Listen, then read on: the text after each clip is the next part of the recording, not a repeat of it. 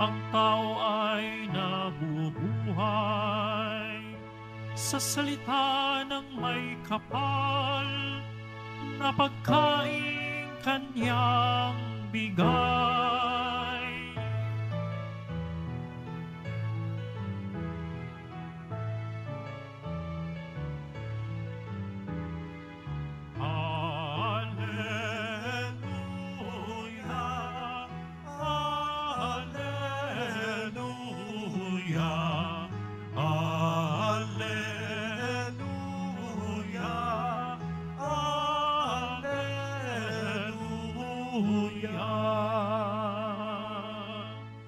Sumainyo ang Panginoon At sumaiyo rin. ang pagpapahayag ng mabuting balita ni Jesucristo ayon kay San Juan. Papuri sa iyo, Panginoon. Noong panahong yon, tumawid si Jesus sa ibayo ng lawa ng Galilea na tinatawag ding lawa ng Tiberias.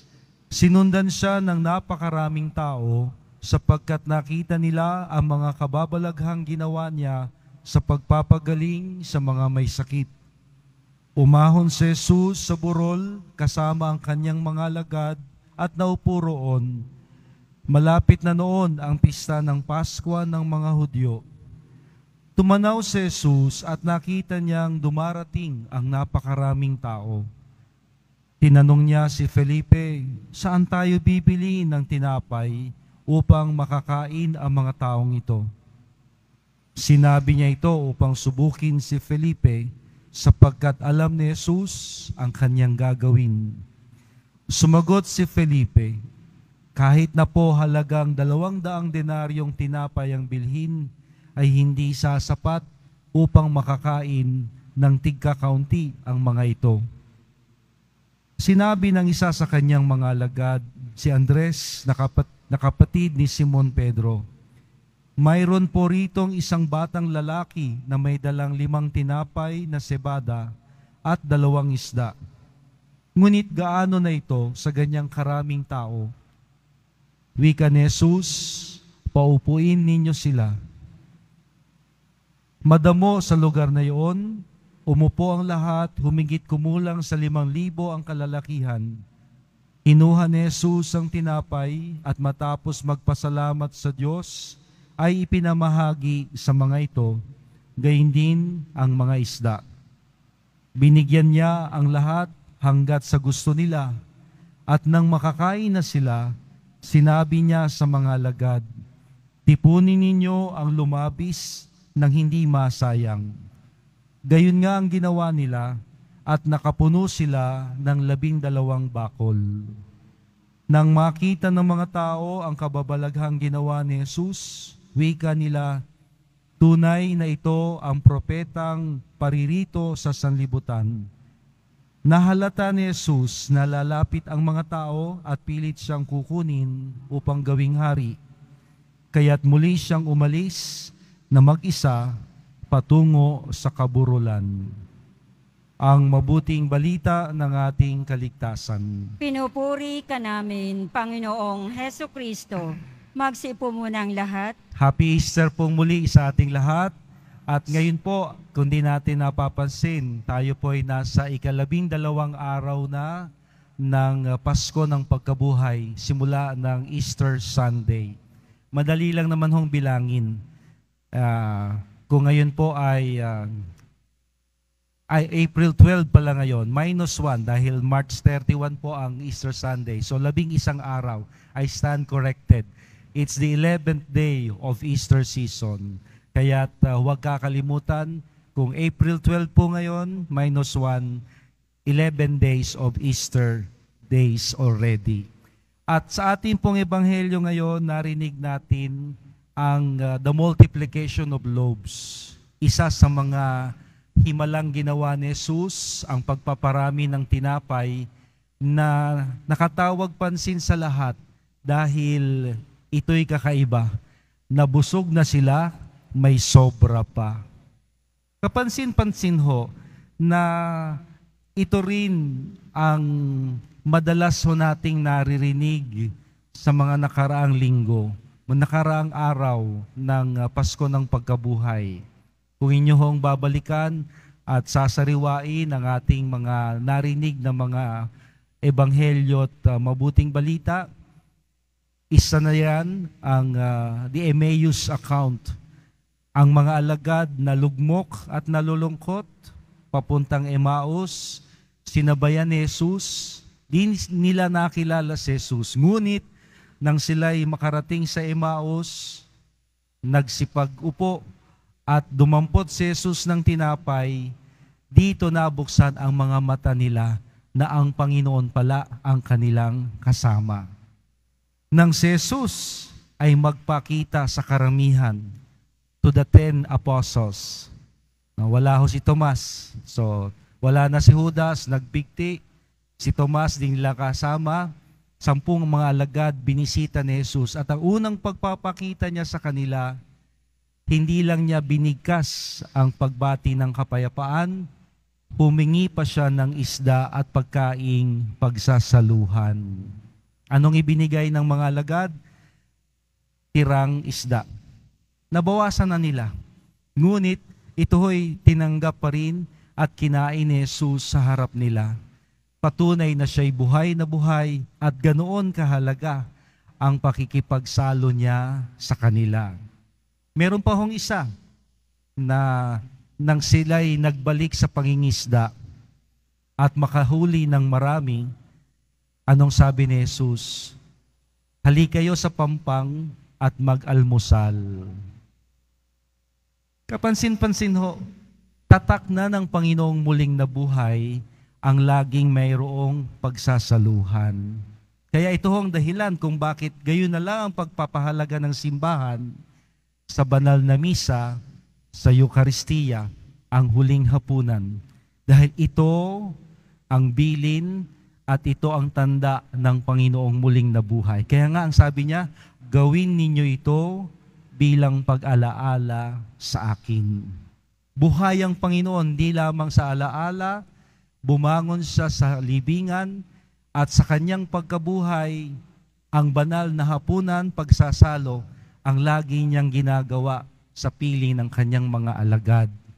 Now, meron hong 2 bagay sa Ebanghelyo ngayon ang nakatatawag pansin na gusto ko hong bigyan natin ng atensyon. Ano yun? Si Jesus ho'y nagparinig. Nagparinig siya. Naghanap siya ng ipakakain sa mga tao. Alam niya naman ang gagawin niya, pero he tested these apostles. At ang sabi niya, saan tayo kukuha ng makakain nila? Sumagot po si Felipe, Lord, kahit 200 denaryong tinapay, hindi sasapat, kulang sa dami ng mga tao. Ngunit si Andres ang nakapansin na mayroong sa karamihan na may dalang 5 lebadurang, 5 tinapay na cebada at 2 isda. Galing sa karamihan, hindi galing sa mga apostol. At sa katapusan, pinagsaluhan nila ito, nabusog ang lahat, binigyan hanggat gusto nila, at nang sabi ni Jesus, tipunin ang natira nang walang masayang. Matipid po ang Panginoon. Nakaipon sila, nakapag-ipon sila, nakapagtipon sila ng 12 bakol, 12 baskets full of excess bread. Now, ang tanong, anong ginawa nila sa 12 bakol ng tinapay? Sa tingin nyo? Isip-isip. O nga, Father, di pa natin napag-uusapan yan, di pa napagninilayan. Saan napunta? Sabi niya, bakit 12? Well, siguro dahil sa 12 apostol. Well, pero ang tanong, mas mahalaga, saan napunta, anong ginawa nila sa 12 bakol ng tinapay na sumobra? Sa tingin niyo? Tinapon? Binaon? Busog na sila? Inuwi. Busog na sila? Inuwi. Pero Ano kayang ginawa nila?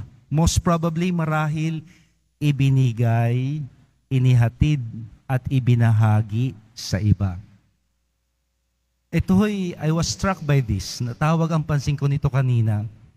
Kasi sabi ko, galing na sa kanila ang 5 tinapay at 2 isda. Ibinalik pa ng Panginoon, binusog na silang lahat at may sumobra pa na tiyak kanilang binitbit inuwi at ibinahagi pa sa iba. Ito sana ang karanasan natin sa tuwing tayo'y nagsisimba. Na ang lahat kong bitbit, lahat kong iniaalay sa Panginoon, I will not go home empty-handed, kundi anumang kapalit ng ibibigay niya sa atin ay hindi lang para sa akin, kundi bibitbitin ko ito at ibabahagi ko naman sa iba. Kasi binusog na tayo ng Diyos. Sa banal na misa, tulad ng mga alagad, nabusog sila, binigyan sila ng tinapay hanggat gusto nila, at may lumabis pa. At tiyak ang mga lumabis ay hindi lamang para kainin nila later on, pag hindi na sila busog, pag sila gutom na, kundi ito'y ipapamahagi at ipamimigay nila sa ibang hindi nila kasama. Ito sana ang bigyan natin ng pansin na sa pagkabuhay ng ating Poong Jesus Nazareno, ang ating bigay ay papalitan niya ng maibibigay din natin at maihahatid sa iba. Tanda na ang Panginoon ay talagang buhay na buhay dahil ang ating kawalan ay nagiging kasaganaan upang tayong nangangailangan ang siyang maging tagapaghatid ng biyaya niya sa ibang naghihintay. Maganda hong tanong, pag-uwi ko galing sa Quiapo, tuwing Biyernes, pagkatapos kong maisabuhay ang aking debosyon sa mahal na Poon, ano na ako? Anong inuuwi ko? Anong bitbit ko para sa iba na hindi ko nakasama sa pagsisimba? Meron ba akong inambag? Meron ba akong isinuko at inialay sa Panginoon tulad ng 5 sebadang tinapay at 2 isda? Yun ho ang ginamit ng Panginoon sa pagpapakain sa karamihan. Hindi galing sa mga alagad, kundi galing mismo sa mga taong nagsisunod sa Kanya, na Kanyang minarapat na paramihin at maging daan ng pagbabahaginan, kung kaya't nagkaroon ng himala, sumobra pa at kanilang naiuwi sa iba. Kaya sa banal pong misang ito, ngayong patuloy tayo sa pag-usad sa panahon ng pagkabuhay, Pasko ng pagkabuhay ng Panginoon, huwag po tayong magdalawang isip na anumang ating bitbit, ialay sa Panginoon. Bitbit ko galit. Bitbit ko, daladala ko ngayon problema. Daladala ko ngayon sama ng loob, utang, kabiguan. Di ako na-approve sa pagsakay ko sa barko, denied sa embassy. Nagpa-check up ako, may sakit. Lahat ng bitbit natin, ialay natin sa Panginoon. Gagawin niya ng Diyos na maging biyaya, na kung ating ibibigay sa Kanya, ito'y pagpapalain niya upang tayong pinagpapala niya ang maging tagapaghatid ng Kanyang pagpapala sa ibang hindi natin kasama ngayon. Marami ho naghihintay sa labas. Marami ho umaasa sa ating dasal. Marami ang umaasa na may himala tayong dala. May kasagutan tayong bitbit. Pag-ibig, pagpapatawad sa ibang naghihintay. At nawa, dahil sa Diyos na muling nabuhay, na laging inilalatag ang hapag upang tayo'y may pagsaluhan, huwag nating ipagkait na anumang ating bitbit,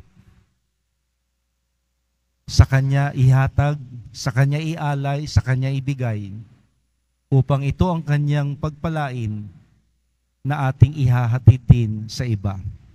May himala po ang Diyos. Marami na siyang himala.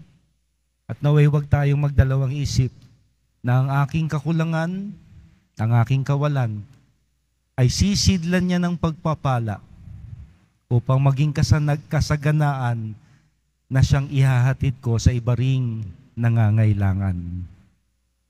Happy Easter po sa ating lahat.